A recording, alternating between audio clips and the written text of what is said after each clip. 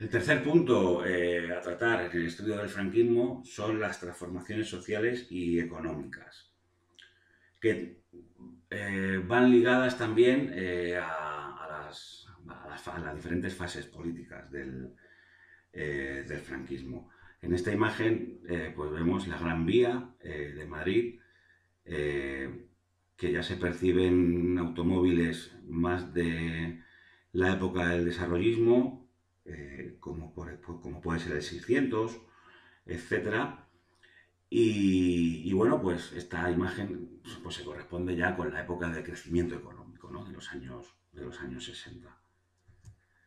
En una primera etapa, en la etapa de mayor crisis, ¿no? económica del franquismo, que es la primera, pues con el objetivo de industrializar el país y desde una perspectiva fascista, estatal, ¿no? Se creó el Instituto Nacional de Industria. El Instituto Nacional de Industria englobaba a muchas industrias creadas desde el Estado. Esto, si nos acordamos de temas anteriores, con Miguel Primo de Rivera, los grandes monopolios como CAMSA o la Telefónica, entre comillas, puede ser algo parecido.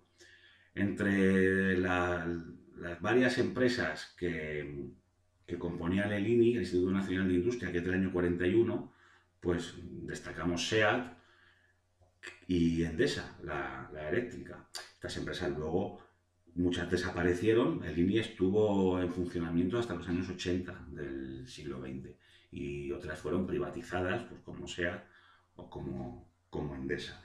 También podemos destacar Iberia, podemos destacar Renfe, entonces Telefónica, lógicamente CAMSA, que son de periodos anteriores. Digamos que había un holding de empresas que eran, digamos, pertenecían al Estado. Y también tenemos aquí una cartilla de racionamiento, que era lo que la gente debía usar para ir a comprar alimentos. Pan, harina, leche, huevos, lo que fuera. Tú ibas, te sellaban y así, digamos, esto está dentro del proceso de autarquía económica que había, que es fruto de la necesidad.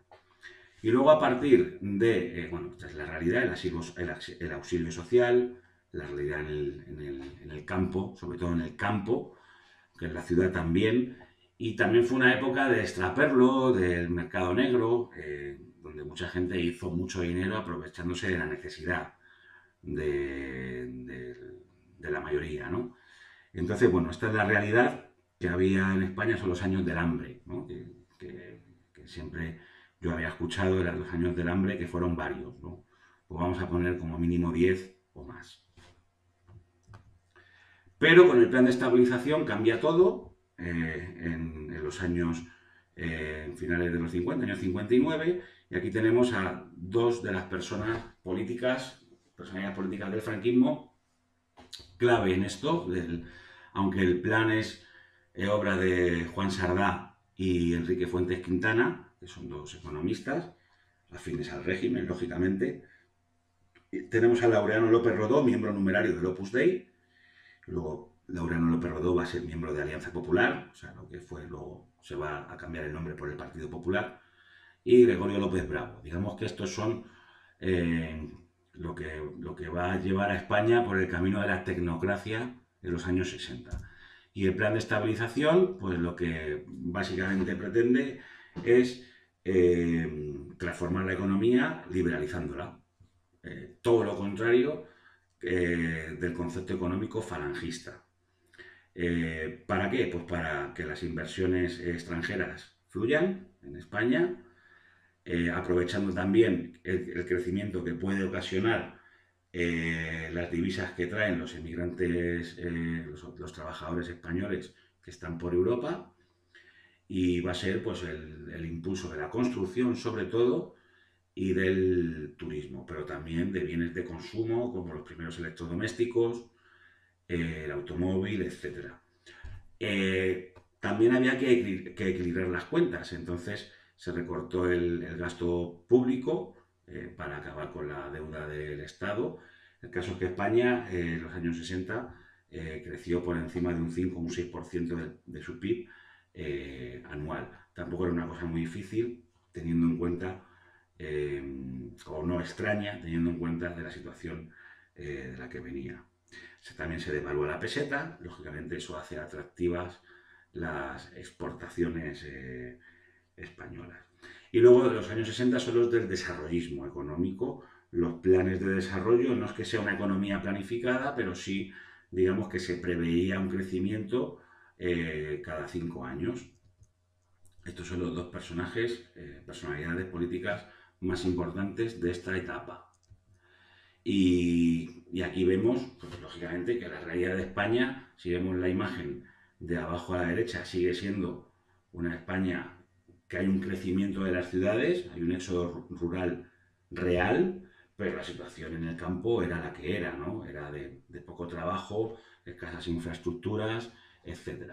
Arriba vemos los emigrantes con su maleta que marchan a Europa a trabajar, Alemania, Bélgica, Francia, Suiza, Argelia también, y el boom del turismo. Creo que es la típica foto de Benidorm, que era un pueblo de pescadores y que con el crecimiento de los años 60 pues, se convirtió en el reclamo turístico de sol y playa, ¿no? Por excelencia. También durante los años 60 hay unas políticas pronatalistas desde el régimen. El baby boom europeo es después de la Segunda Guerra Mundial. España, como después de la Segunda Guerra Mundial, está en los años del hambre y la miseria y la autarquía. El baby boom español se retrasa hasta finales de los 50, principios de los 60, más principios de los 60, y esto se ve en la publicidad que se echaba por televisión, las familias numerosas, había premios, había, digamos, ayudas a las familias numerosas, en el cine también se veía como algo bueno, ¿no? Lógicamente, no podemos hablar de que la mujer se insertara en el mercado laboral en el franquismo, vamos a decir, hasta finales de los 60, ¿okay? Finales de los 60. Lo normal es que es el padre de familia el que trae el sustento, ¿no? Y la mujer, pues, el concepto que hay de la mujer es el de traer hijos y criarlos en el hogar, ¿no? Posteriormente a esto va a ocurrir la crisis del petróleo, ya a finales de los años, principios de los 70, a partir del año 73, y digamos que el franquismo dentro de su crisis política también se va a ver afectado por una crisis económica.